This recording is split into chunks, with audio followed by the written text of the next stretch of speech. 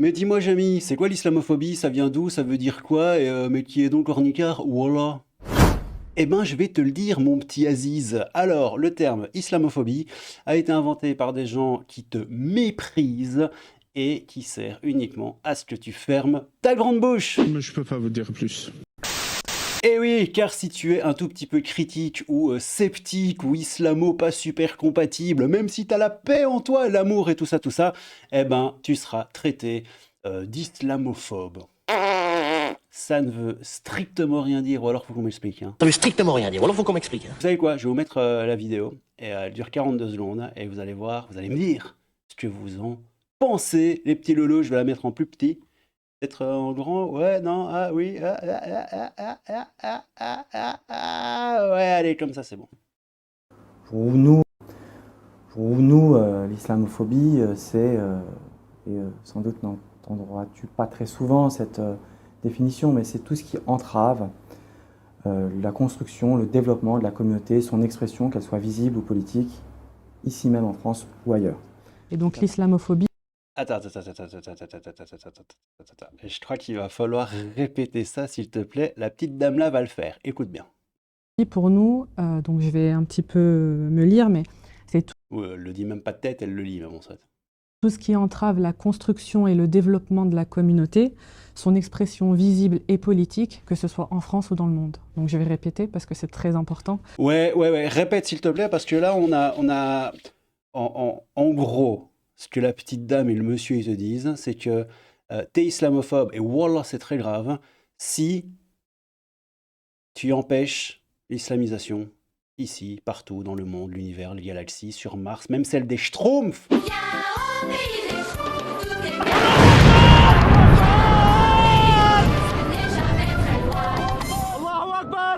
Si tu dis un mot sur le prophète, wallah, sur l'islamisation, sur l'islam, sur n'importe quoi, tu es islamophobe, et c'est pire que les nazis, mec.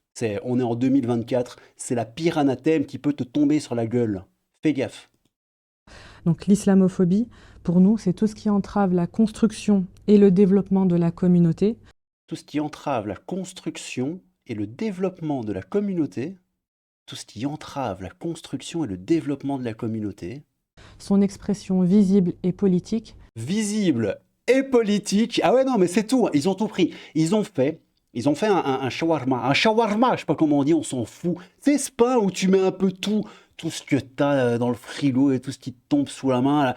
Tu mets des oignons, tu mets le poulet, tu mets le porc. Non, tu mets pas le porc. Tu mets du crabe. Tu mets ce que tu veux, frérot. Tu mets de l'oignon, tu mets du salsifis. Arthur! Cuillère. Tu mets une cuillère si tu veux. Et ça te donne le shawarma islamophobe. C'est beau. que ce soit en France et dans le monde. Dans France et dans le monde, oui. Même dans le village des Schtroumpfs. Bon, les gars, je pense que vous n'avez pas bien saisi à quel point on est dans un délire assez violent, hein, quand même. On va le réécouter. Je ferme ma bouche, sinon c'est de l'islamophobie. Donc je vais fermer ma bouche et je vais vous en faire profiter une dernière fois. Puis on va lire cet article. Vous allez halluciner. C'est beau l'islam, hein. C'est la paix et c'est l'amour. Et il ne faut pas être islamophobe, non. Pour nous, Pour nous, hein, toujours. Hein. Oh, j'avais dit je me taisais, pardon. Toutes mes excuses. Wallah, je me tais. l'islamophobie, Pour nous, l'islamophobie, sans doute n'entendras-tu pas très souvent cette définition, mais c'est tout ce qui entrave la construction, le développement de la communauté, son expression, qu'elle soit visible ou politique, ici même en France ou ailleurs. Et donc l'islamophobie, pour nous, donc je vais un petit peu me lire, mais c'est tout ce qui entrave la construction et le développement de la communauté, son expression visible et politique, que ce soit en France ou dans le monde. Donc je vais répéter parce que c'est très important. C'est très important. C'est très important. Non. T'es contre la charia, t'es islamophobe. T'es contre le voile, t'es islamophobe. T'es contre, je sais pas moi, l'abattage rituel, t'es islamophobe. T'es contre le halal, bah, oui, c'est le cas, t'es islamophobe. En gros, ferme ta bouche. Oui, ferme ta bouche. Bon, alors, est-ce que je vais vous dire qui est Elias? Ouais, en fait, parce que il a un Twitter, hein, évidemment, il a un Twitter. Lui, donc, le monsieur hein, que tu as vu, il s'appelle Elias Dimzalen, hein, c'est pas son vrai nom, mais bon, soit. Non, vous savez quoi, on va pas aller sur son Sinon, la vidéo va être très, très longue. Je vais vous mettre en description de la vidéo une vidéo de Livre Noir qui parle de lui. Et vous n'êtes pas prêts. Du coup, j'ai envie de vous lire cet article. Il est absolument incroyable et je pense qu'en capsule finale ou alors peut-être pendant la vidéo, je fais ça un peu à l'arrache, désolé. On va voir cette vidéo aussi, hein, c'est toujours le même mec. Il lâche des trucs, les gars, mais genre, regarde-moi ça, par exemple. Aujourd'hui, nous devons nous dire le projet d'école et le projet de mosquée, c'est deux choses qui vont ensemble. C'est à nous de faire nos centres de loisirs. C'est à nous de prévoir des salles de sport pour nos femmes. La première fois que j'ai lu, j'avais lu nos femelles. Tellement t'es dans un délire, je te jure, quand tu lis Stell, c'est dans un délire dans ta tête. Un jour, il faudra penser local. Un jour, il faudra penser... Pensez printemps, les amis! Pensez printemps, les amis! Pardon. Un jour, il faudra penser communautaire. Un jour, il faudra penser grand. Un jour, il faudra penser même à avoir nos banques, notre monnaie locale. Voilà, sinon c'est de l'islamophobie. Et c'est très grave. Alors maintenant, bon, je fais le trollolo et tout, hein, mais sans déconner, ils vont s'arrêter quand, en fait? Bah, peut-être quand le monde entier sera islamisé. Ouais, quand le monde entier sera islamisé. Mais ça, c'est peut-être de la théorie du complot. Donc, et c'est sûrement de l'islamophobie. Bref, 2 militants islamistes dévoilent leur définition de l'islamophobie. Vous avez vu le délire, hein. Immergés dans leur fanatisme politico-religieux, 2 militants islamistes dévoilent sans langue de bois leur définition. C'est ça qui est bien. C'est qu'il y en a certains d'entre eux qui se la jouent pas trop taquilla. Ils ont 2-3 points de QI en moins que la moyenne des autres, qui est déjà pas super élevée. Et bien sûr, pas de diffamation, hein, c'est peut-être totalement faux. Attention, pas de diffamation, pas ma haine. Je retire les propos que je viens de dire parce qu'ils sont très probablement islamabadophobes. Du coup, eux, ils y vont pas trop en mode taquilla, ils y vont en mode ben voilà, et tant pis pour toi si t'es pas d'accord. Mais bon, c'est bien qu'il y en ait quelques-uns comme ça dans le lot, voilà, qui mâchent pas leurs mots et qui disent vraiment ce qu'ils pensent. Ça évite d'avoir des discussions et des débats avec des mecs qui disent ouais, mais non, mais not all, hein, not all islamiste. Bref. Désolé, je me bois mon petit café au passage. Cela permet d'encore mieux exposer, surtout au plus complaisant, la dangerosité de l'usage de ce terme. Je vais arrêter de faire le trollolo et de raconter des conneries. Je vais vous lire l'article. Je vous jure, c'est absolument dingue. Le rêve séparatiste d'un militant islamiste. On est vraiment dedans, hein. C'est du séparatisme le plus pur. C'est du nectar de séparatisme, les gars, c'est hallucinant.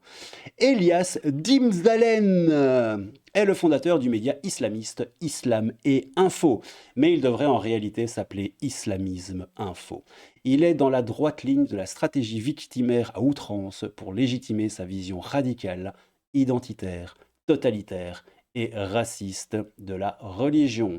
Le M de musulman est bien en majuscule. Cela démontre la volonté de transformer une adhésion à une idéologie religieuse en ethnie, le peuple musulman, avec un M majuscule. C'est le principe de la Oumma. Vous allez voir qu'après, ils expliquent que c'est pour pouvoir racialiser le truc et lâcher la carte victimisation, la carte racisme, enfin voilà, parce que, ben non, le musulman, c'est pas une race, tu vois. Mais bref, vous allez comprendre, parce que je suis en train de spoiler l'article, je me tais, je lis, pardon. Cela permet de se distinguer du reste de la population en s'identifiant à la Oumma, qui est donc la communauté musulmane supranationale. Cela permet également de mieux se victimiser en définissant le musulman comme membre d'un peuple. On le racialise, on l'essentialise et on brandit la carte du racisme face à toute critique de l'islam et des dérives faites en son nom.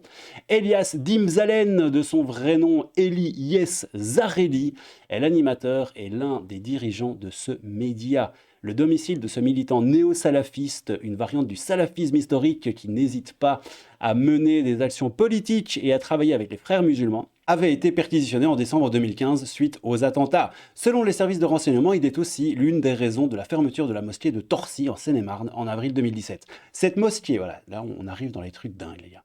Cette mosquée radicale visait particulièrement la jeunesse pour lui enseigner le combat contre les mécréants. Voilà. Appréciait les djihadistes et sollicitait l'aide d'Allah en leur faveur afin de détruire les ennemis de l'islam, des ennemis de l'intérieur, ici en France et ailleurs. Oui, même si t'es pas en France, c'est quand même pour ta petite gueule, hein. Moi en Belgique, c'est pour ma gueule. Si t'es dans le village des Schtroumpfs, c'est pour ta pomme aussi. Et si t'es sur Jupiter ou dans la galaxie d'Andromède, Wallah, c'est pour ta pomme aussi. Elias Dimzalen y était intervenu à 2 reprises. Il a fourni des éléments de langage comparant la situation existant en France à l'apartheid, en demandant aux fidèles d'arrêter d'être français légalistes, français républicains et français patriotes. Alors là, ça commence à partir en couille. Bon, ça c'est ce que je vous ai lu tout à l'heure. En juin 2013, dans cette même mosquée, Elias de machin résuma la pensée et le projet islamiste sur l'enseignement. Vos écoles dans lesquelles vous envoyez vos enfants, dans lesquelles on m'a appris à mécroire, à détester l'islam. Personne t'a jamais appris à mécroire ou à détester l'islam. Vous êtes dingue, hein. Franchement, vous êtes complètement fou. À détester nos ancêtres. Ok, si tu le dis, je crois que t'étais pas souvent au cours, mais bon, soit. Doivent être abandonnés et qu'on arrive à nos écoles, donc à nos écoles, écoles islamistes, hein. Aujourd'hui, nous devons nous dire le projet d'école et le projet de mosquée, c'est 2 choses qui vont ensemble. Oui, l'école dans la mosquée, 5 fruits et légumes par jour, 5 fruits et légumes par jour, et l'école dans la mosquée. C'est à nous de faire nos centres de loisirs, c'est à nous de prévoir des salles de sport pour nos femmes. Encore une fois, à chaque fois, j'ai l'impression qu'il va dire femelle. Un jour, il faudra penser local, penser printemps, les amis. Désolé, c'est la 2e fois que je fais cette vanne. Un jour, il faudra penser communautaire. Un jour, il faudra penser grand. Un jour, il faudra penser même à avoir nos banques, notre monnaie locale. Mais frérot, c'est quand même dommage qu'il n'y ait pas une 50aine de pays dans le monde qui soient totalement muses. Ce serait bien quand même, mais vraiment, voilà, c'est très grave. Elias Dimzalen appelle donc les parents à abandonner cette horrible école laïque au profit d'établissements islamistes dont mosquées et écoles fonctionneraient en symbiose pour une meilleure cohérence obscurantiste, anti-laïque et anti-républicaine. L'important est d'être musulman et de défendre sa communauté, pas d'être citoyen et de défendre son pays. Je vous la relis celle-là parce qu'elle est quand même sympathique. L'important est d'être musulman et de défendre sa communauté, pas d'être citoyen et de défendre son pays.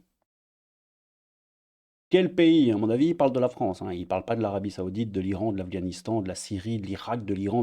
Non, il parle de la France. Ouais, éventuellement de la Belgique, de l'Italie, de l'Allemagne, de la Suède, de la Finlande. Ah, bon, il peut parler de ces pays de koufars aussi, hein, mais je ne pense pas qu'il parle de la première liste de pays que j'ai cités. C'est pour cela qu'il pense grand en invitant les musulmans à islamiser tous les domaines de l'éducation, de leurs loisirs, à supprimer la mixité et même à faire sécession avec la République par la création de banques communautaristes et une monnaie locale.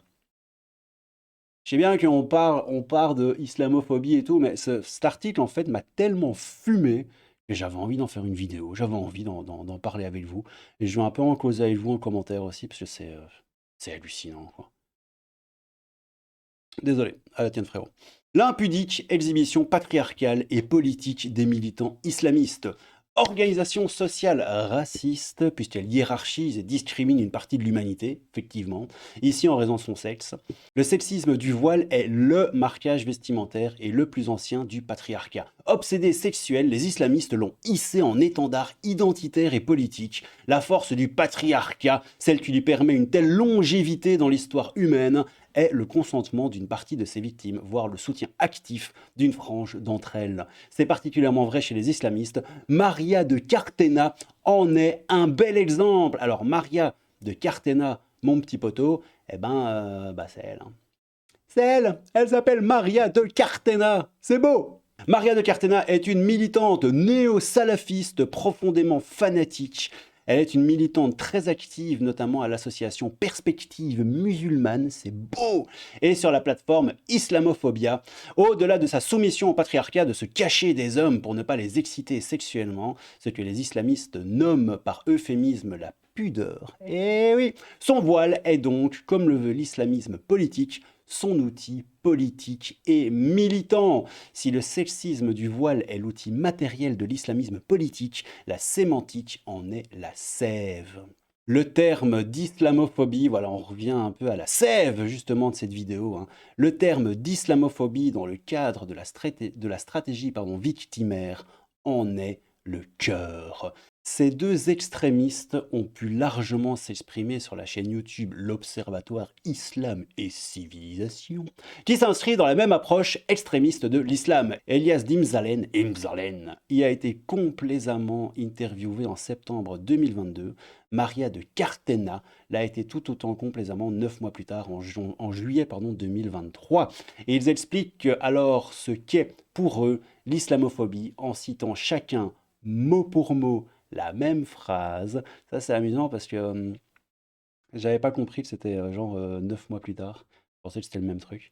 Mais bon, ça change pas grand-chose. Mais effectivement, il cite la même phrase. Maria de Cartena a quand même eu besoin d'une anti-sèche, hein. Tu vois, attention, je vais devoir le lire, hein, effectivement. Tout ce qui entrave la construction et le développement de la communauté musulmane en expression visible et politique en France ou ailleurs dans le monde, hein, frérot. C'est-à-dire toute opposition à l'islamisme politique. Effectivement, politique. Politique. J'ai été mis en cause. J'ai été mis en cause par le Par le Playmobil. Je ne vais pas finir cette phrase. La communauté dont il est question est l'assignation de tous les musulmans à l'islamisme. En effet, les islamistes ne parlent jamais au nom de leur idéologie, mais au nom de tous les musulmans. Bah oui, c'est plus facile. Cela permet à l'intérieur d'assigner tous les musulmans à la frange extrémiste de l'islam. Les musulmans qui ne sont pas d'accord sont considérés comme des traîtres, des mauvais musulmans, voire comme des non-musulmans. Cela permet à l'extérieur de faire croire qu'ils sont à l'image de tous les musulmans et qu'ils sont leurs représentants légitimes. Il y aurait une communauté musulmane homogène et uniforme qui serait à l'image de leur porte-parole autoproclamé. Ouais, c'est ça, hein.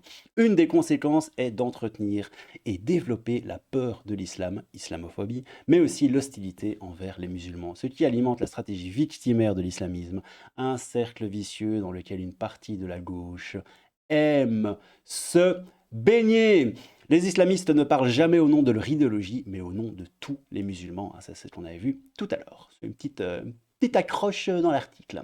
En effet, islamophobie est la peur de l'islam. Bah oui, islamophobie, grossophobie, crabophobie. Vous êtes tous d'ailleurs d'horribles crabophobes, bande de saligots.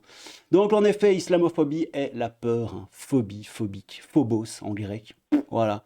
L'usage de ce terme plutôt que hostilité envers les musulmans ou musulmanophobie a pour objectif l'établissement d'un délit de blasphème spécifique à cette religion. C'est là où est tout le but de la manœuvre, les petits poteaux. Oui, peut-être. Eux l'expliquent un petit peu mieux que moi, hein. Moi, dans l'intro, j'avais dit que ça servait à ce que vous fermiez votre bouche.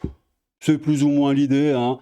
Mais eux l'expriment un petit peu mieux avec des plus beaux mots, des plus belles phrases. On comprend mieux l'idée, hein. En gros, pouet, tais-toi, sinon...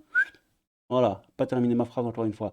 Le sens qui lui est donné par ces deux intégristes est dans cette continuité qui s'inscrit dans la stratégie victimaire. Ils considèrent que leur interprétation extrémiste de l'islam serait l'islam tout court et que s'opposer ou encadrer leur idéologie serait s'en prendre à des individus. Ainsi, la loi de 1905, qui encadre le libre exercice des cultes, est considérée comme une entrave islamophobe. Ah, on y vient, on détricote un peu la pelote de laine. Et à la fin, il reste pas grand-chose à part « Wallah, tais-toi, espèce de sale koufar ». Donc, entrave islamophobe, hein, tout comme les lois de 2004, interdiction des signes religieux ostensibles à l'école, et de 2010, interdiction du voile intégral dans l'espace public. Avec une telle définition de l'islamophobie, Elias Dimzalen avait donc toute sa place pour participer à l'appel contre l'islamophobie, publié dans Libération en octobre de Libération, encore une fois. C'est fantastique. C'est fantastique. Ouais, désolé, hein, moi je lis Libération, je suis obligé, quoi. Publié dans Libération, hein, c'est fantastique. Ah, en octobre 2019, puis à la manifestation contre l'islamophobie du 10 novembre 2019, co-organisée par d'autres islamistes et activement soutenue par une partie de la gauche. Oui, LFI, consorts, NUPES et compagnie, dans un entretien accordé au Muslim Post, quoi. T'as le Muslim Post, frérot. Il reconnaît y avoir participé et se félicite de la dénonciation claire des lois liberticides de 2004 et 2010. Liberticide, mec. C'est eux qui vont te parler de liberté. On va leur donner le pouvoir, on verra la liberté après où on pourra se la mettre. Hein. Je pense qu'on pourra se l'enfoncer profondément, on pourra la rouler en boule, oui, dans une petite boule bien serrée, et se la foutre profondément dans le fiac, oui, dans le fiac. Je pense, hein, à moins que ce soit réellement une religion et un mouvement de paix et d'amour, auquel cas on pourra tout faire, hein, LGBT, machin, se balader avec une plume dans le cul dans la rue, le blasphème, l'apostasie, tout ça, ce sera open bar, je suis sûr qu'il y aura la tolérance à chaque coin de rue. Oui, cela montre de nouveau que l'usage du terme islamophobie est dangereux, que ceux qui l'utilisent sont des réactionnaires nostalgiques de l'Inquisition, des idiots utiles de l'islamisme, ou les deux. Ah, j'aime beaucoup la fin de cet article. Cela montre de nouveau que l'usage du terme islamophobie est dangereux, que ceux qui l'utilisent sont des réactionnaires nostalgiques de l'Inquisition, des idiots utiles de l'islamisme, ou les deux. Ou des, la réponse des. Et vous savez quoi? On va la réécouter une fois, parce que c'est quand même... c'est quand même un peu fort de café, hein, tu trouves pas, Chou? Pour nous, l'islamophobie, c'est, et sans doute n'entendras-tu pas très souvent cette définition, mais c'est tout ce qui entrave la construction, le développement de la communauté, son expression, qu'elle soit visible ou politique, ici même en France ou ailleurs. Et donc l'islamophobie. Ici même en France ou ailleurs, mais...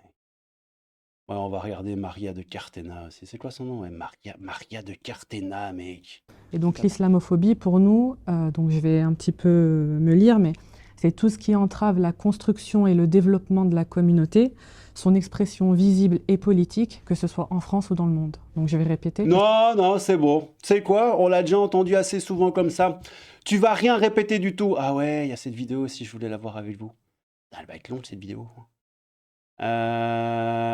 Non, tu sais quoi, on va pas la faire parce qu'en fait, je l'ai vu déjà un peu tout à l'heure et en gros, il dit pas grand-chose de plus que tout ce qui est ici cité dans l'article, même si il y a quand même des trucs sympas. Ah, est-ce que... Bon, vous savez quoi? Je la mets en capsule finale. On la fera ensemble, mais en capsule finale. C'était le crabe, pas du tout islamophobe, car c'est très grave, les amis. J'espère que vous vous portez bien. Je vous fais des petits poutous sur les fesses, hein, tant que c'est encore légal, s'il n'y a pas de blasphème, si ce n'est pas de la poutou-fessophobie, car, à nouveau... C'est extrêmement grave. Oui, c'est extrêmement grave. Bon allez, prenez soin de vous. Crabe fantomatique, un peu de crabe et beaucoup de fantomatisme. Prenez soin de vous et ne soyez pas islamophobe, s'il vous plaît, parce que sinon, machallah, c'est pas bien. Prenez soin de vous et à bientôt. On regarde la vidéo dans la capsule finale. Tchou! Ouais, frérot, donc il s'agit de Elias Dimzalen, fondateur de Islam Info, tout ça. Je ne vais pas vous refaire ce que j'ai dit dans la vidéo précédemment. Écoutez-moi ça. J'aurais peut-être dû le citer en premier. Votre éducation. Votre éducation est prioritaire. Réapproprier vos espaces, c'est avant tout vous dire que vos écoles, dans lesquelles vous envoyez vos enfants, dans lesquelles j'ai été, dans lesquelles on m'a appris à mécroire. Ouais, bon, tout ça on a vu, hein, mais voilà, bon bref, je me tais, désolé. Détester cette religion, à détester nos ancêtres, doit être abandonné au prix de l'islam. Comment dire? Abandonné et qu'on arrive à nos écoles. C'est-à-dire que clairement ça devienne un objectif principal. Il n'est plus possible aujourd'hui qu'on se dise, avec tout ce... Et vous avez peut-être suivi l'actualité, il y a des réformes aujourd'hui qui font que, je sais, on peut se demander comment on a le courage d'envoyer notre fils ou notre fille à l'école avec tout ce qu'on est en train de leur apprendre. Je vous le dis encore une fois, il ne faudra pas être surpris si à 20 ans, ils vous annoncent des nouvelles fracassantes. Parce qu'à l'école, aujourd'hui, c'est ce qu'on lui apprend. Donc, au lieu de pleurer, de dire, oui, s'il vous plaît, changez vos programmes. S'il vous plaît, acceptez ma fille. Mais quoi changer? Ah, je sens que ça va m'énerver. Désolé, j'avais dit je me taisais. Avec le hijab.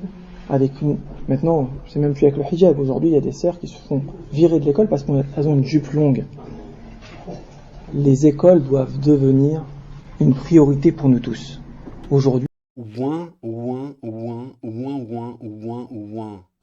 C'est quoi? Je vais faire une deuxième capsule finale où je mettrai 10 secondes de ce mec qui parle et je mettrai des bruits de bébé derrière. Ouais, je vais faire ça. nous devons nous dire, le projet d'école et les projets de mosquée, c'est deux choses qui vont ensemble. On ne peut pas se dire, je vais faire une mosquée où mon fils passera le samedi et le dimanche dans le meilleur des cas, et délaisser une école qui par contre le gère quasiment 5 jours sur 7 pendant la semaine. Pourquoi on n'est pas capable aujourd'hui d'aller voir une clinique privée et de dire, voilà, si un jour ma femme accouche, je veux que ça soit vous, madame la médecin, qui l'accueille. Et on vous paiera même plus à la limite. On vous paiera un petit peu plus que les autres. Mais je veux que ça soit vous. Et c'est tout à Mais peut-être parce que, alors ça c'est très rigolo, parce que le truc en fait c'est que vous refusez que les femmes aillent à l'université et tout machin pour devenir, je sais pas, accoucheuse, sage-femme, chirurgienne, ce que tu veux. Mais par contre tu veux que ce soit une meuf qui accouche de ta femme.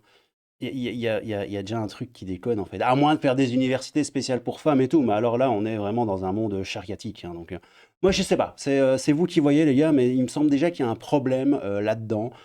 J'avais failli faire une vidéo il y a pas si longtemps que ça, avec un fait divers, un sentiment de fait divers d'un mec qui avait éclaté la gueule d'un médecin parce que le médecin voulait ausculter sa femme musulmane, hein, et que le médecin, c'était un médecin. Et le mari était pas content et il a éclaté le médecin. Voilà. Après, il a dit, ouais, mais voilà, je voulais que ce soit une femme, une femme. Je veux que ce soit une femme qui, ouais, mais mec, tu veux pas, vous voulez pas que vos femmes aillent à l'école, en fait. Enfin, bref, c'est quoi? fait, on va dire, légal. Et c'est ce que font toutes les autres communautés, je vous le rappelle. Même si on ne crie pas sur les toits, il y a déjà des piscines, parce que là j'arrive au loisir, que certaines communautés occupent, en toute légalité, puisque c'est un droit, ce sont des lieux privés. Demain, pourquoi ne pas prévoir des créneaux, puisqu'on parle des sœurs en disant oui, elles font ceci, elles font cela. Mais c'est vrai que aujourd'hui, leur champ de loisirs est restreint finalement. On les laisse entrer nulle part. Et même elles savent qu'il y a certains Mais endroits. frérot, mais si moi demain je suis adepte de la religion, je mets une bite sur le front et je crie des insanités, je pourrais pas non plus aller à la piscine en fait. Enfin, je devrais me mettre un maillot sur la bite que j'ai sur le front et tout, ça va commencer à être un peu compliqué. Bon, imaginons que machin, mais je vais être restreint dans ma liberté parce que moi-même, je me restreins tout seul dans ma propre liberté, vu que je m'extrais moi-même de la société, et puis après, je me mets en dehors de la société, et je demande que la société...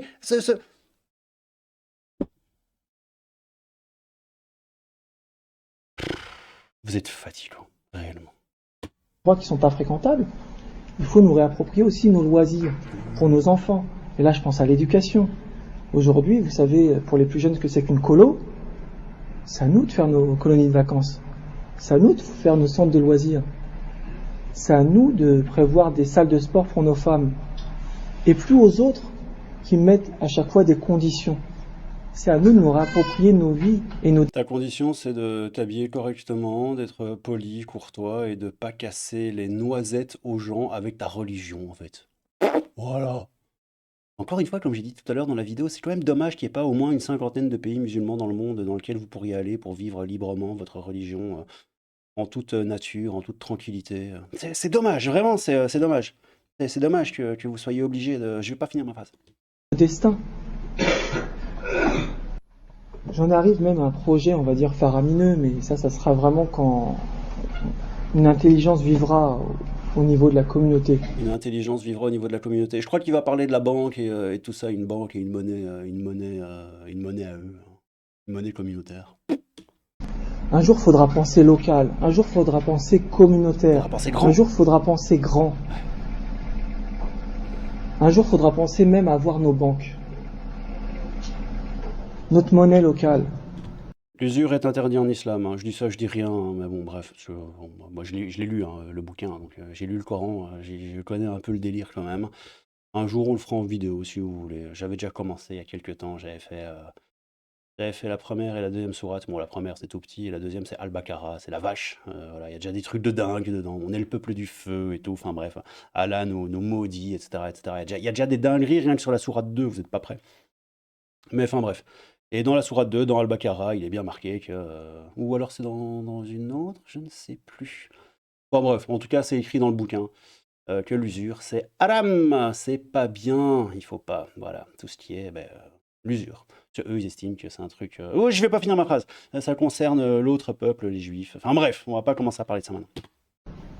Dans votre ville, si vous avez une monnaie locale, et c'est fait dans certaines villes de France, hein, et dans certaines villes d'Europe, ils se sont rendus compte que l'euro cassait tout, que l'euro était trop cher, que leurs jeunes ne travaillaient pas. Qu'est-ce qu'ils ont fait? Ils ont mis en place une monnaie locale. Monnaie locale. Qu'est-ce que ça veut dire en clair, monnaie locale? Vous arrivez, vous échangez 1 euro contre un torsi dinar, et après vous pouvez aller en priorité voir votre boucher halal qui accepte ces torsi dinars. Ouf! Ah, le torsi dinar, là, honnêtement, j'étais pas prêt, les gars. Par d'autres propos plus radicaux, Elias Dimzalen est une des raisons qui entraînèrent la fermeture de la mosquée de Torcy en avril 2017. Putain, le torsi dinar, j'étais pas prêt. Donc t'es en euros, tu transformes ton euro en torsi dinar et tu vas chez ton boucher halal qui lui accepte le torsi dinar. Ok. Bref. Bon, écoutez, qu'est-ce que vous voulez que je vous dise? Il n'y a même pas de commentaires, c'est du grand n'importe quoi. Bon, allez, on revient vite fait sur Twitter, là, et à Florence Bergo-Blaclair, je sais pas si je le prononce bien, mais il faut la suivre celle-là. Si t'es un tout petit peu islamo-critique, islamo-sceptique, ou que t'aimes pas trop le délire, hein, attention, blasphème, c'est très grave, il faut suivre cette femme. Elle est absolument incroyable. Enfin, incroyable dans son domaine, hein. Un de ces quatre, je vais essayer de la contacter. J'aimerais bien l'interviewer sur la chaîne. On verra bien si je le fais. La définition de l'islamophobie par ses militants est clairement une action politique islamiste. Politique! Est clairement une action, désolé. Une action politique islamiste. LFI, qui défilera avec eux le 21 avril, ne pourra pas l'ignorer. Etc., etc. Est-ce qu'on va comprendre un jour qu'ils se servent avant tout de l'antiracisme pour coloniser et islamiser la France et l'Europe? Pas sûr. Puis t'as Douef qui répond « Gneu, tu n'as pas la vaisselle à faire ou une bricole dans ta voiture, tu t'ennuies ou quoi ?» Voilà. Et t'as Gigi Marthe avec un magnifique pépé, La France Insoumise, qui répond « Oui, c'est ça. » Voilà. Hein, écoutez, ces gens sont complètement teubés. Ils sentiront l'odeur du caca le jour où ils auront l'étron qui sera au fond de leur gorge. Et en fait, peut-être même qu'à ce moment-là, ils le remarqueront même pas. Parce qu'ils baigneront tellement dans l'odeur qu'ils s'en rendront même plus compte. Enfin bref. Bon allez, les petits loups, c'était une longue vidéo. Désolé pour ça. J'espère que ça vous a plu, que c'était intéressant. Moi, ça m'a intéressé de faire ça avec vous. Je lirai vos commentaires avec grand intérêt. Je vous fais des petits poutou-poutou. Ah, mais je vais pas refaire la capsule. Ah oui, je devais faire une deuxième capsule finale. Oui, une deuxième capsule finale avec notre poteau. Là, et je vais faire ouin, ouin, ouin, ouin, ouin. Je vais faire ça. Bref, prenez soin de vous. C'était El Crabo Fantomato. Un peu de Crabo et beaucoup de Fantomato. Prenez soin de vous et à bientôt, les potos. Soyez pas islamophobes, s'il vous plaît. Parce que ce serait très grave. Wallah. Ciao. Vos écoles, dans lesquelles vous envoyez vos enfants, dans lesquelles j'ai été, dans lesquelles